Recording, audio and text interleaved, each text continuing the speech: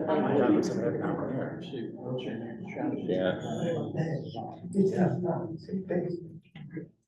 Said there's nobody on.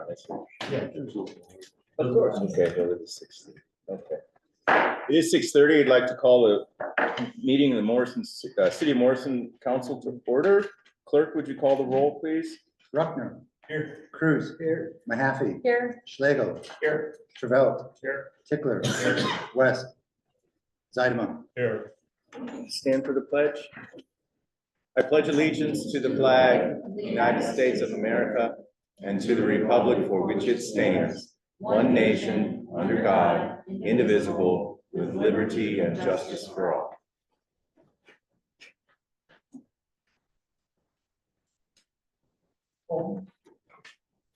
All right, I don't believe anyone has signed in for public comment. And we are pleased to welcome Pam Pfister, CEO of the Morrison Community Hospital, to give us an update.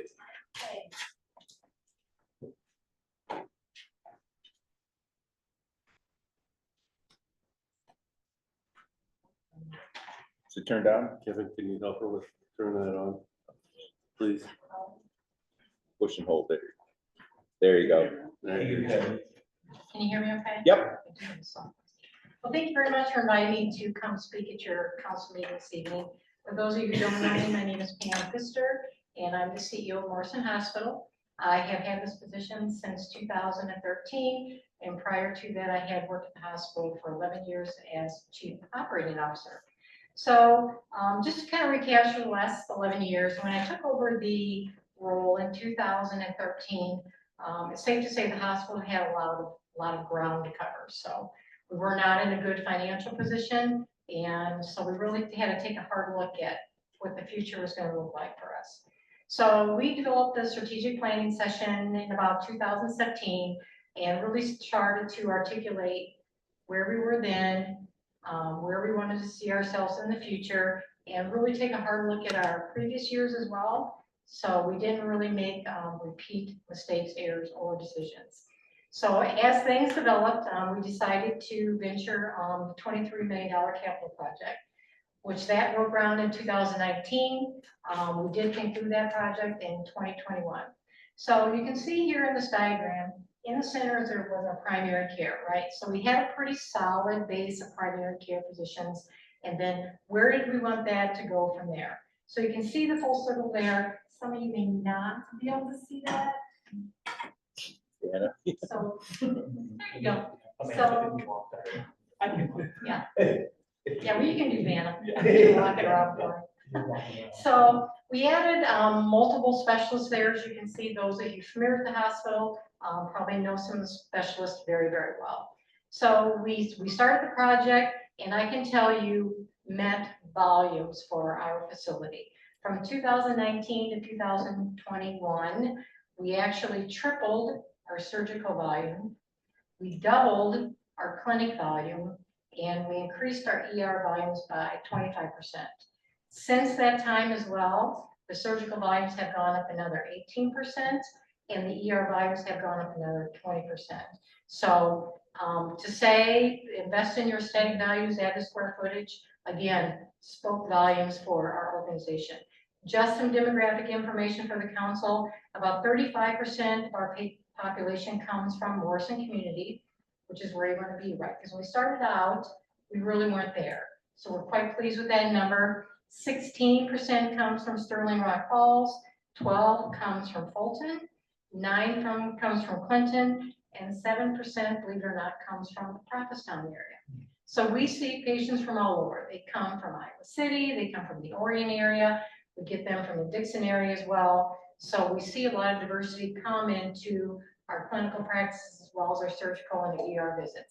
We do see a footprint of about 8,000 people per month come in the facility, so that's great numbers. So having said that, once we concluded the project in 2021, we quickly moved on to another project, and that was to add a third OR. So when Normal closed out that project, we invested in a third OR. Originally, we had a footprint we're going to use as a conference room, actually, when you come in the main doors to the right. And we knew with the clinic volumes, we're gonna have the need for that third OR. So we invested the $3.3 million in third OR. We concluded that project actually in October of 2023. So now we're to the point where, again, ran out of square footage, busting at the seams. So what's next for us? So here's a diagram of the next project. And then this area over here happens to be the existing windows that face Route 30. And that's where our conference room and rehab area is currently. So we're gonna build out to the south. It is gonna be a 2-story addition. Each story is gonna be just under 12,000 square feet. The first floor, we're expanding on to the primary care and the urgent care services. So primary care and urgent care is going to move into this new first floor location. The second story, we're actually going to keep as a blank slate because as we know, healthcare shifts in many directions all the time. It's quite possible we may use it for outpatient surgery services, but we have not made that final decision. We did decide, board included, Amanda Cook is on our hospital board. We did decide to go ahead and leave the second story as a blank slate, go up. There is some additional cost in that, but in the long run, we are saving money because we all know construction projects do not lessen in their expense value. And having said that, anytime you go up, there's always that rework for that roofing unit as well. So this is a project that we're embarking on. We will break ground in October of this year. We have done so well financially that the OR project we just completed last year and this upcoming project, we are paying for that out of our cash reserve. So much better position than we were in 2013. Yeah. Good. Any questions for me? Just quickly, we're looking at from the southeast. Knox Street. Yeah, okay, yeah, You're okay. coming down 30 headed Mhm. west. You see this here in the building? Okay, just curious, thanks. Yeah, so coming out south, it'll just tag on to this existing Mhm, addition and completed in 2021. Any other questions for me? Of course, you all know we took over the Erie Clinic in June of last year. That's worked out really well. And we took over Dr. Woods' practice just a few months ago in March. Dr. Woods, probably safe to say he was close to retirement when we made that decision. So we really thought that we needed to take on that clinic practice because that left that patient population, which is about 3,500, without resources for primary care. So we do plan on him retiring possibly the end of next year. We do have a local young man, Trevor Troutman. You're familiar with him.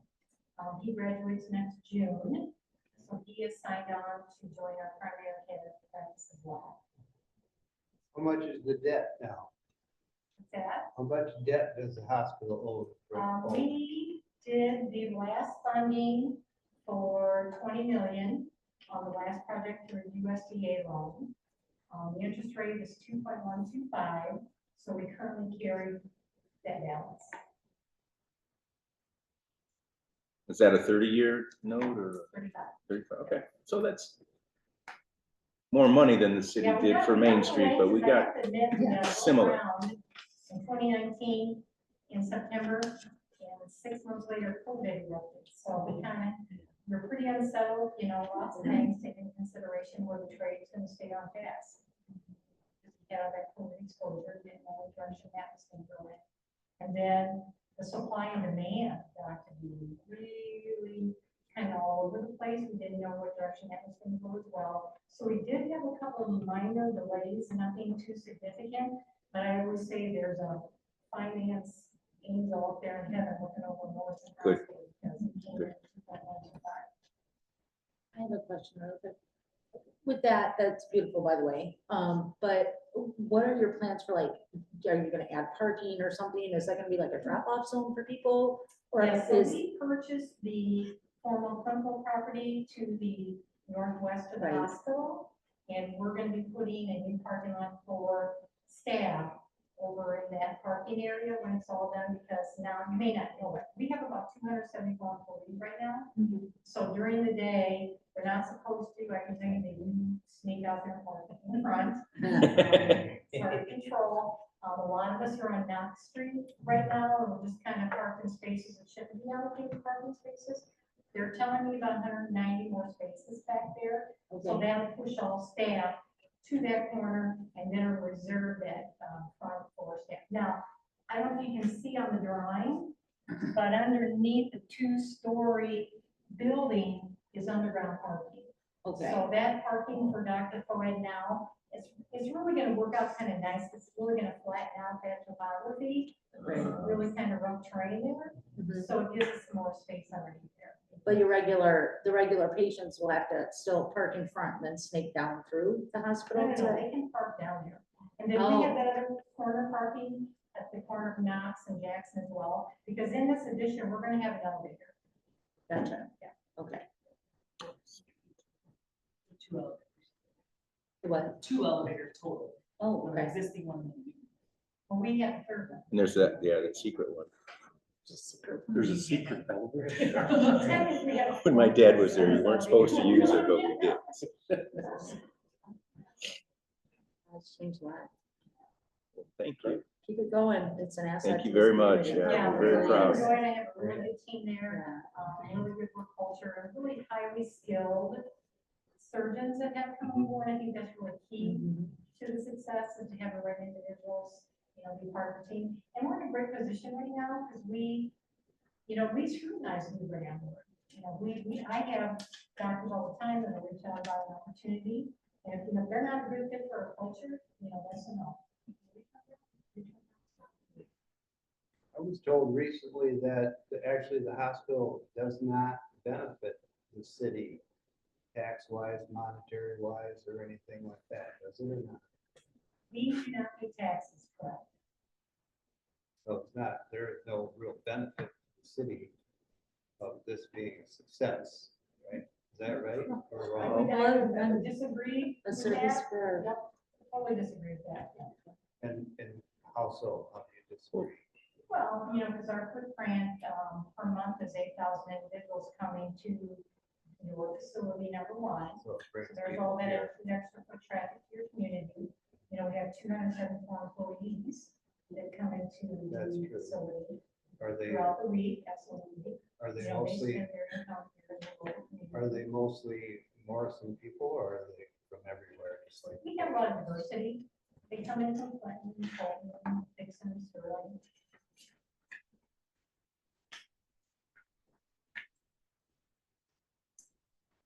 Any other questions? Do you have any? Further? Awesome. All right.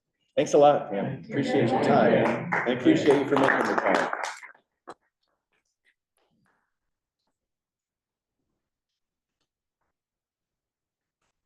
All right, city officers, department heads, chief submitted a written report. Yeah, anything you'd like to elaborate on that? I don't really have anything to Okay. add, Mayor. Okay. I've been trying to work on our new CAD system that's going live in August, I believe. A little behind, obviously, so I'm catching up with that. That's taking quite a bit of time. So along with everything else, that's all I have this. All right. Treasurer, last meeting, we did deal with the treasurer's report. Do you have anything you wish to add? Okay, thank you. All right, city administrator would like a minute. I would just like to bring it up to you, and I will repeat myself, probably at least for the next 2 or 3 meetings. As you remember, you gave the mayor the authority to seek out our electric aggregation program, and we did that. And I believe I had sent out emails to you about that information and what and who the contracts were signed with.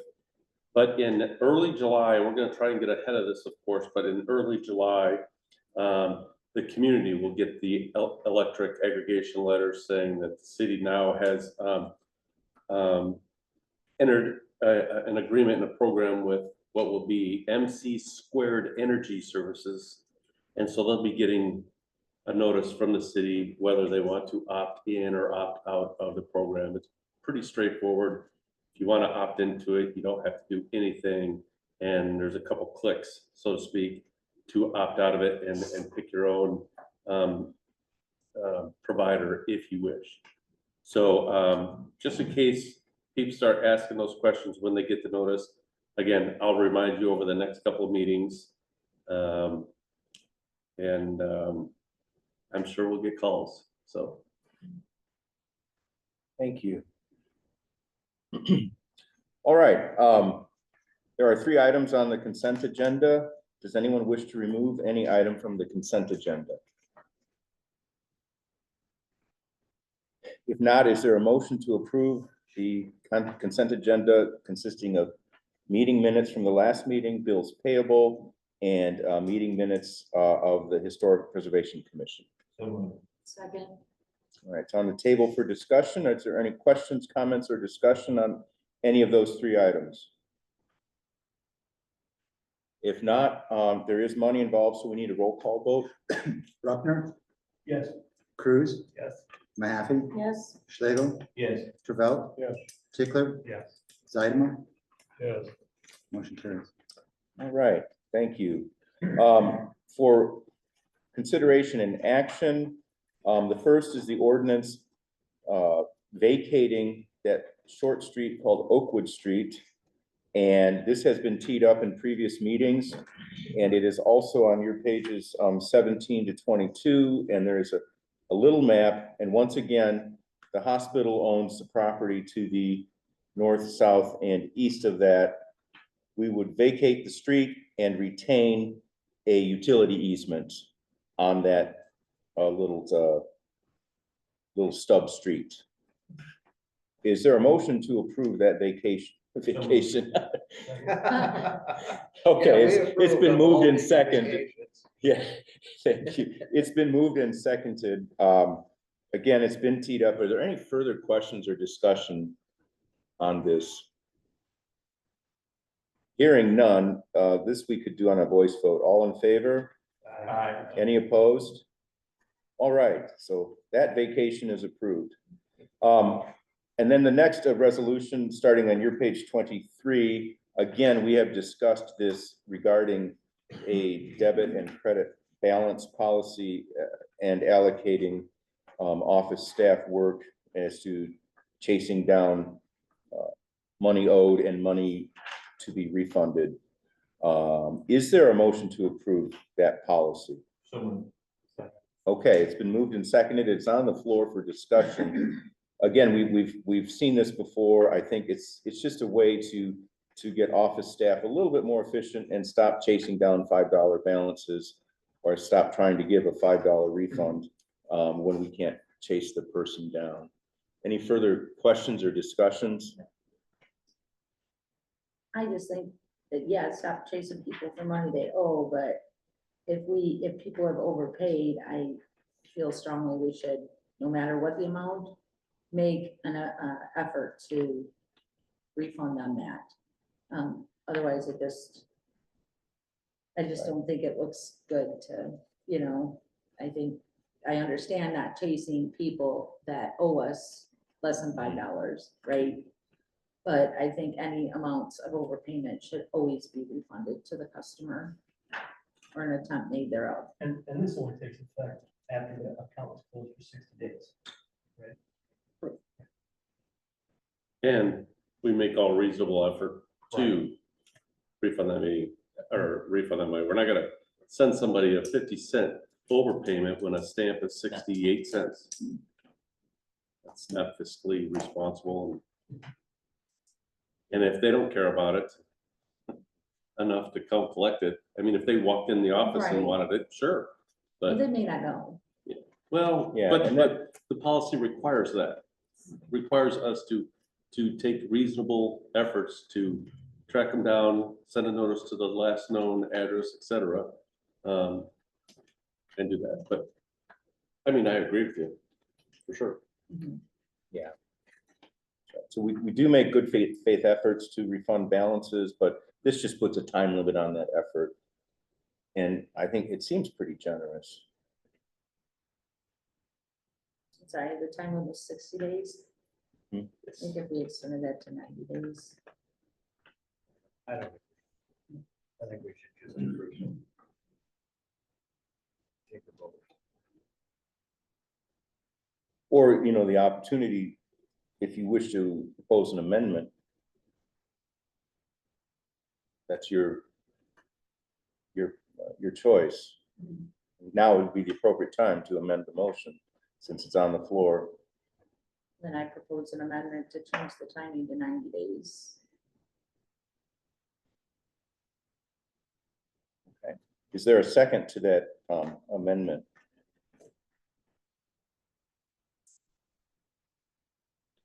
With no second, the proposed amendment dies. Any further discussion on the motion on the table? If not, there is money involved, so I think we need a roll call vote. Bruckner, Yes. Cruz, Yes. Mahaffey, No, Schlegel, Yes. Travell, Yes. Tickler, Yes. Zeidemann, Yes. motion carries. Right. And then finally, on your page 30, the very last page is a camera system for the police department and city hall. It's just a little upgrade in our security. And the quote is about $7,900. Is there a motion to approve? Is there a second? Second. All right, the motion's on the table for discussions. If you have questions, we could share that between the city administrator and the chief. Just a little intro.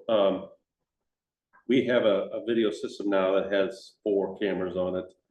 We have a few areas that need additional, or it would be very wise of us to complete the perimeter and some other areas in City Hall with cameras, because they are beneficial. This is updating our current system. It's not a new system. And will allow some more functionality that we don't have now, because it's an old system. how old is it? 10 years, 10, 11 years. We put it in shortly after I was hired as chief. So yeah, it was early, probably 2011-ish time. So this is just kind of like an update and adding cameras to the current system. And electronics was the contractor, the service that installed them. So it made sense to go directly to them.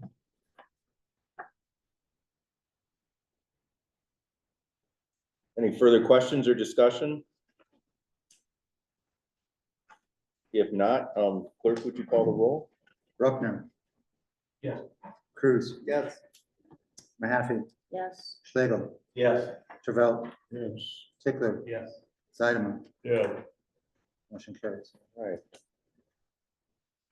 Thank you all. For update, discussion, and information, strategic plan, everyone should have received their letter. And one hopes you've gone online. I did mine the other day. It's pretty easy, and if you want a paper copy, you can call a phone number, you can send an email. So those options exist. And many of us have had our individual interviews, or they are upcoming. I don't know. Yeah, okay. Do you have anything to add to that? No, not really. Just what I stated in my report. And I just put these 2 dates on here as reminders. Okay. It is proposed we move into executive session. Would somebody move that we suspend public session and move into executive session? So moved. Second. All right. All in favor? Okay, we are in executive session shortly. that sounded. Yeah, let's go.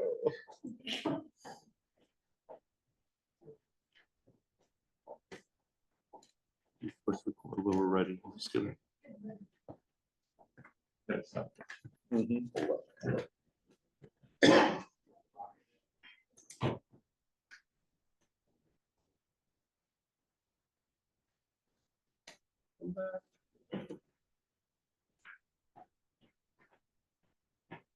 Just